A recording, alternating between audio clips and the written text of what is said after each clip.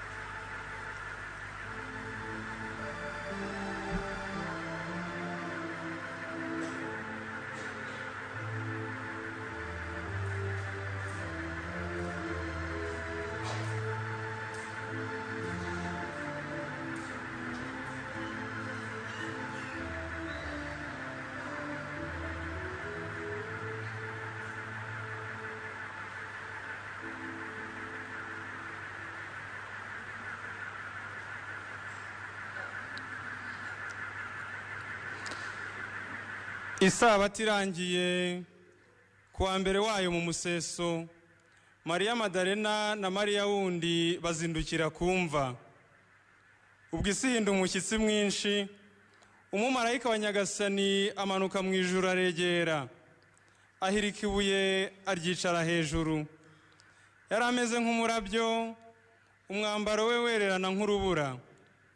Abarinzi bamurabutswe bakuka umutima, bamera nk'abapfuye. Ariko wa mumarayika araterura abwira abagore ati, mwebweho mwitinya, nzi ko mushaka Yezu wabambwe ku musaraba. Ntari hano, yazutse nk'uko yari yabivuze. Nimuze mwirebere aho yari arambitse. None rero nimugende mwihuta, mubwire abigishwa be ko yazutse, kandi ko agiye kubatanga mu Galileya, niho muzamubonera. Ngibyo ibyo nari mfite kubabwira.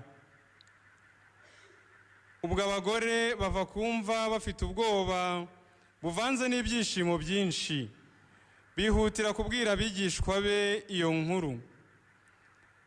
Nibwo Yezu ahuye nabo ati, nimugire amahoro. Baramwegera, bahobera ibirenge bye bamupfukamye imbere.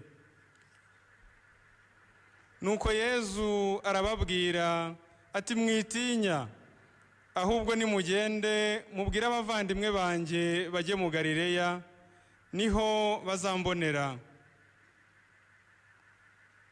Iyo ni Ivanjiri ntagatifu.